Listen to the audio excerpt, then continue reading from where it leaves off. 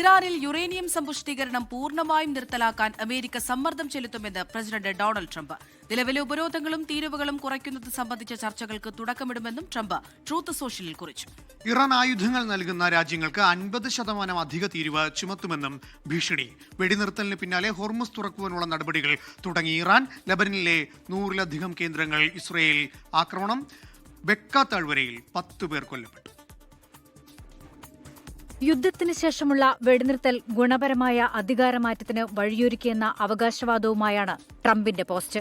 ഇറാനിൽ യുറേനിയം സമ്പുഷ്ടീകരണം പൂർണ്ണമായും നിർത്തലാക്കാൻ അമേരിക്ക സമ്മർദ്ദം ചെലുത്തുമെന്നും ട്രംപ് ട്രൂത്ത് സോഷ്യലിൽ വ്യക്തമാക്കി.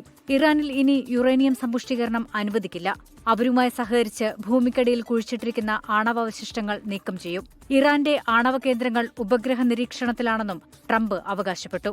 ഇറാന് ആയുധങ്ങൾ നൽകുന്ന രാജ്യങ്ങൾക്ക് 50% അധിക തീരുവ ചുമത്തുമെന്നും ട്രംപ്. ഇക്കാര്യത്തിൽ ഒരു ഇളവും പ്രതീക്ഷിക്കേണ്ടെന്നും ട്രംപ് വ്യക്തമാക്കി. കരാറിലെ പല കാര്യങ്ങളിലും ഇരു രാജ്യങ്ങളും ധാരണയിലെത്തിയതായും ട്രംപ് വ്യക്തമാക്കി. അതിനിടെ ഹോർമുസ് തുറക്കുന്ന നടപടികളുമായി ഇറാൻ മുന്നോട്ടു പോകുന്നുവെന്നാണ് വിവരം. നാളെയോ മറ്റന്നാളോ ഹോർമുസ് തുറന്നേക്കാം.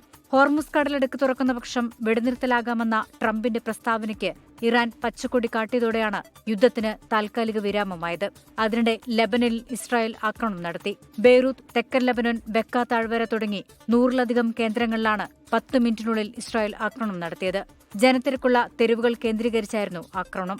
ഹിസ്ബുള്ള കേന്ദ്രങ്ങൾക്ക് നേരെയുള്ള ഏറ്റവും വലിയ നീക്കമെന്നാണ് ഇസ്രായേൽ പ്രതിരോധ മന്ത്രി ഇസ്രായേൽ കട്സ് പ്രതികരിച്ചത്. International desk 24.